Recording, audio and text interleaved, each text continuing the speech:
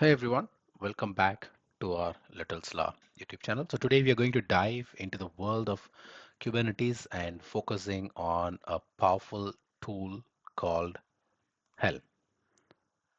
So this first slide, we're going to see what is HELM. So think of HELM as the package manager for Kubernetes. So just like how we use apt for Debian systems or brew on Mac OS to install software, Helm help us to install, upgrade, and manage applications on Kubernetes clusters. And Helm simplifies the entire deployment process. Yes, we're going to see that in the next videos.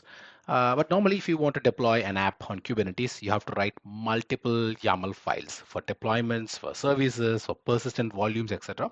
That can quickly get messy and repetitive. And you all know that working on YAML files, you definitely need a lot of patience because even a single line of indentation, a single semicolon could make you crazy.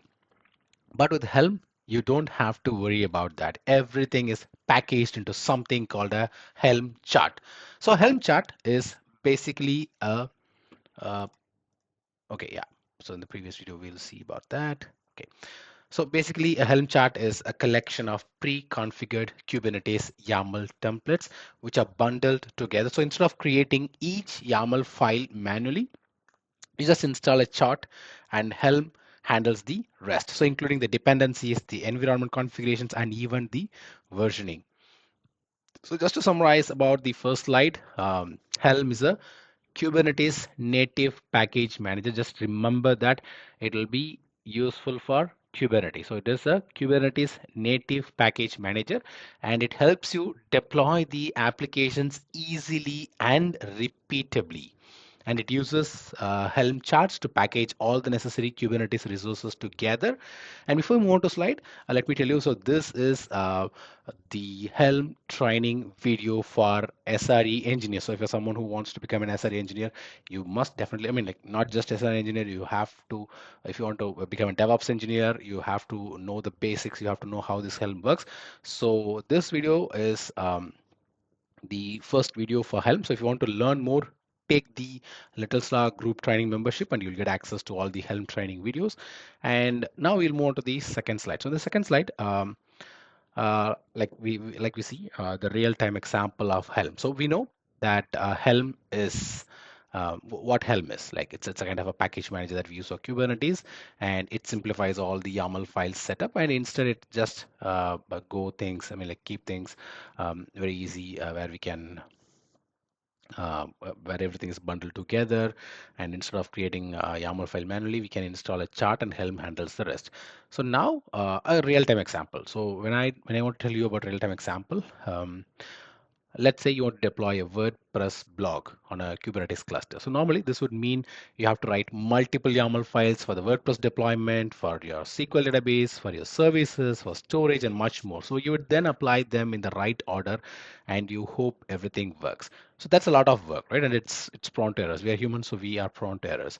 But with Helm, this process, that is the WordPress deployment, the SQL databases setup, the services setup, the storage, everything gets simpler. And here is how you can just do in two commands. So just you can do it in just two commands. Just imagine how simple, how quick, and how easy it is. So the first step is you have to add the Bitnami Helm repository. That is where the WordPress chart is hosted, and then the command which is helm repo add bitnami https charts bitnami.com. So this command tells Helm where to put the pre-built charts, kind of like adding a software to your repository. And the second step, which is installing the WordPress chart, where you just type Helm install my blog bitnami WordPress. So that's it.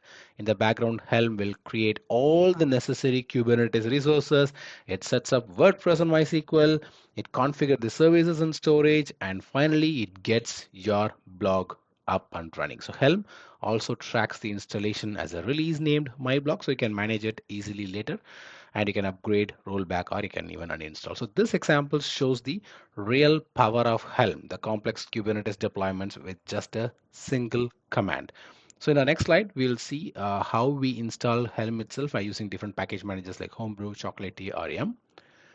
So this third one, we'll see like now that we have seen how easy Helm makes Kubernetes deployment. So let's take a quick step back and talk about how to install Helm itself.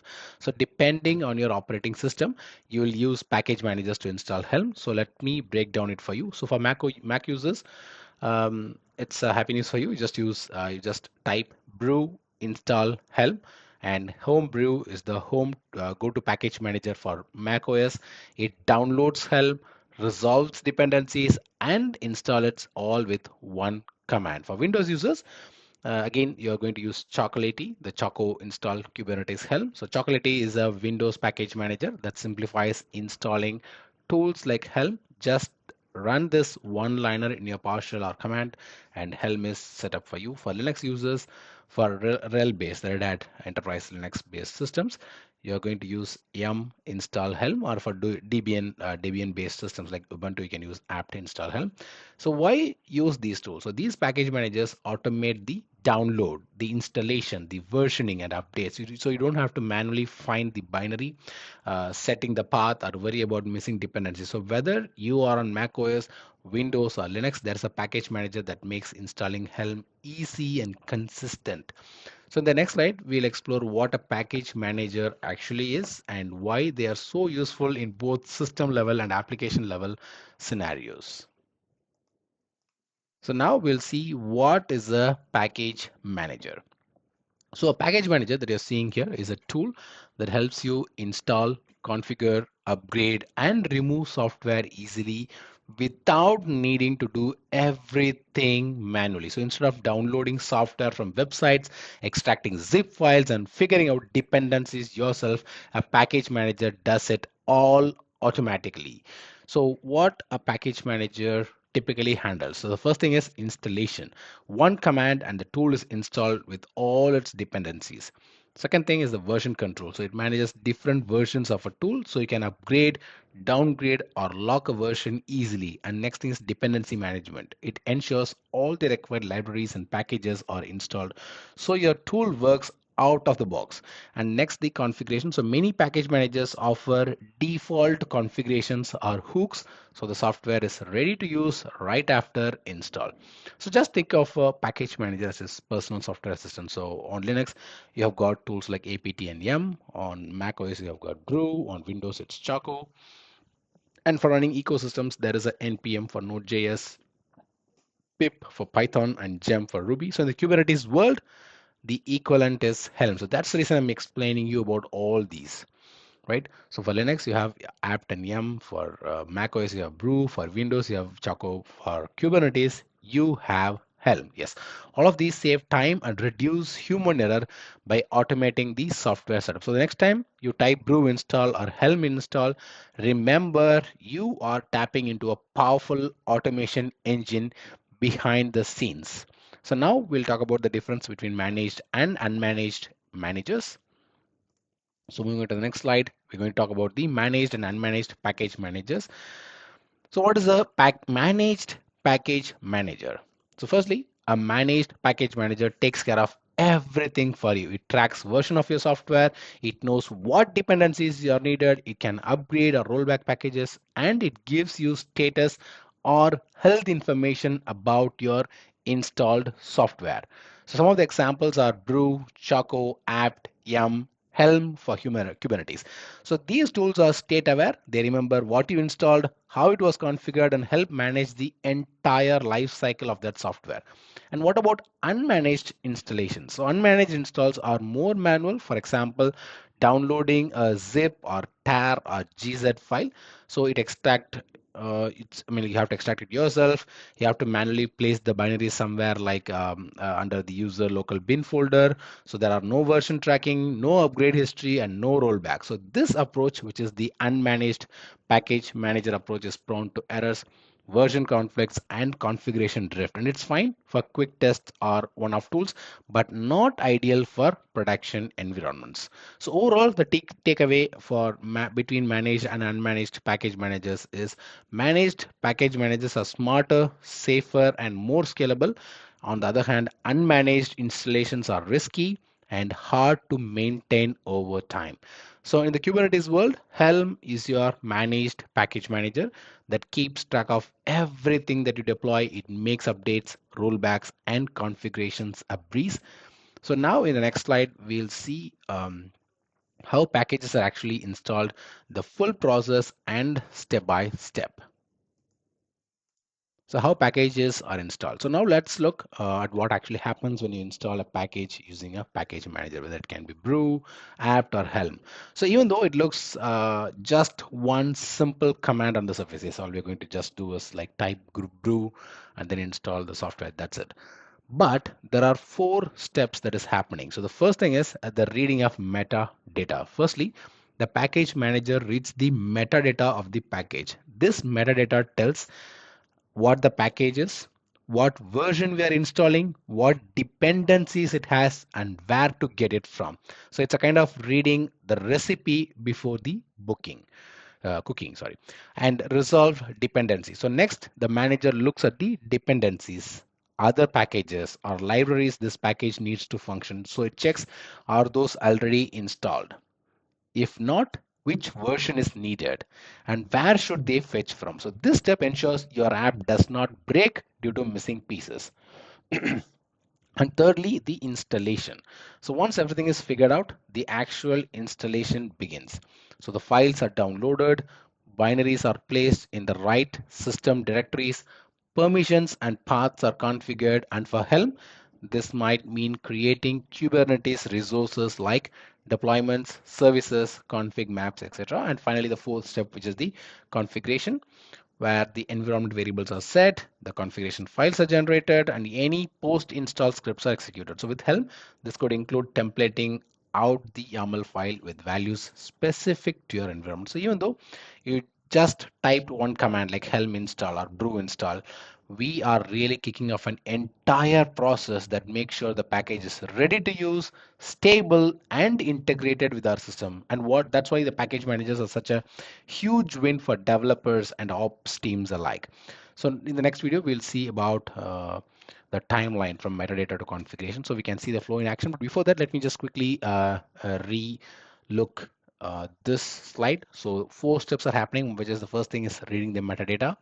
The second step is resolving the dependencies to check whether it has been previously installed and if it installed, what version of it is installed, and then installing the packages and then configuring the package according to the environment.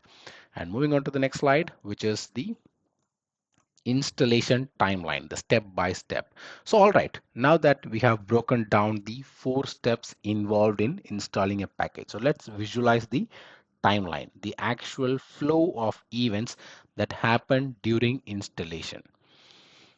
So the first thing, that is reading metadata, right? So the package manager begins by reading the metadata file. It contains all the key info, the package name, the version, the author, the required dependencies, and where to fetch it from. So think of it as the blueprint or a kind of a recipe. And then the resolving of dependencies. So next, it checks if any other packages are needed. For example, if you're installing WordPress via Helm, it will check for MySQL or MariaDB, and it ensures everything your main package relies on is present and compatible. So this step is all about dependency management, preventing version conflicts and missing components. And the third step is installation. Yes, once everything is lined up, the actual installation begins. Binaries or charts are downloaded, files are moved to the right locations, Kubernetes resources are created. So this is the core action step. Your app is now on the system or in the cluster. And then the fourth step, which is the configurations. Finally, the step, the system sets all up and then the environment variables are applied. The configuration files are templated and any post installation scripts or hooks are executed. So in Helm's case, values are rendered into YAML templates and applied to Kubernetes cluster. So now that your app is ready to use, fully installed, configured, and tracked, And by seeing this timeline, you can really appreciate how much automation package managers handle behind the scenes. And now we'll talk about why this method is better than the old school way of doing installations manually. Yes, we all know it's very simple and easy and time consuming. There are no errors. But now, anyways, let's see how or why do we need to use a package manager? Why we even need to bother with a package manager? So to really understand, let's compare the old manual way of installing the software versus using the modern package manager like Helm or Homebrew or apt. So in the old way, what did we do? um, we do planning, like we Google the tool, figure out where to get it, what version do we need, right, and whether it works with which operating system, and then we do the installation. Yes, we download the binary or zip file, we manually extract it, and we place it in the system paths and hope we did not miss anything. And then the configuration part, the third step, we manually set the environment variables, we write the config files or we copy the templates, and then we use. Finally, after all that, we get to run the app if nothing broke along the way. And this method is error prone, yes, because, and again, it's time consuming and it is hard to repeat across multiple machines or environments. But the new way, the package manager way, what do we do? The first step is install. Just one command. Yes, just one command like Helm install my app or brew install PostgreSQL.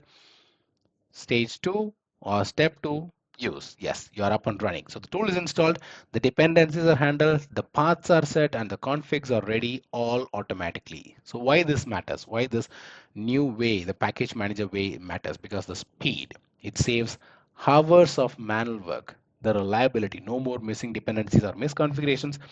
Repeatability, you can recreate the setup across teams and environments easily. Rollbacks and updates or revert your software with a single command.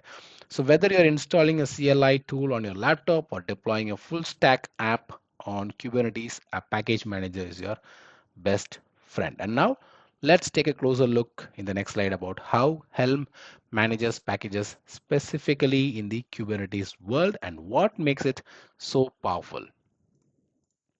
So how Helm manager packages, how does it work? So first thing is the Helm charts. At the heart of Helm is something called a chart. A Helm chart is a package of pre-configured Kubernetes resources. Yep. And the YAML deployment templates for deployments, services, config maps, secrets, etc. And a values.yaml file for easy customization. So think of a Helm or Helm chart as a blueprint for your Kubernetes app. And the second thing is the least invasive change. Yes, Helm is smart about updates. So when you modify a chart or change the configuration values, Helm calculates the least invasive change required to bring your app to the new desired state. So instead of deleting and reinstalling everything, it only updates what's needed. And this makes it safer and faster in production environments. And nextly, running versus desired state. Yes, Helm tracks the desired state of your application and compares it with the current running state in the cluster. And if there's a mismatch, say you want 5 replicas, but only 3 are running, Helm helps you reconcile that state with an upgrade or rollback. So this is similar to Kubernetes own declarative model, but Helm adds a layer of package level control on top. And then the release tracking. So every time you install a chart, Helm creates a release, a named instance of that app in your cluster. So each release has its own history. It can be upgraded, it can be rolled back, and is tracked and versioned. So if you have like multiple releases of the same application, you'll have with different settings, and Helm will manage them independently. So in short, let me give you what Helm does. It does structured packaging, the charts version, and it is very safe and it has minimal updates. It has full state awareness.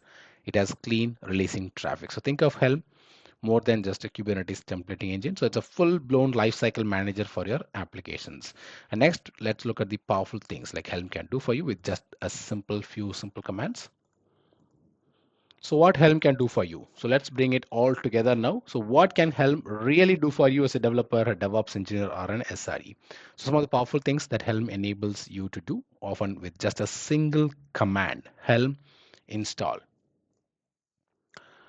So if you want to deploy an entire app stack into your Kubernetes cluster, just run Helm install my app Bitnami Nginx.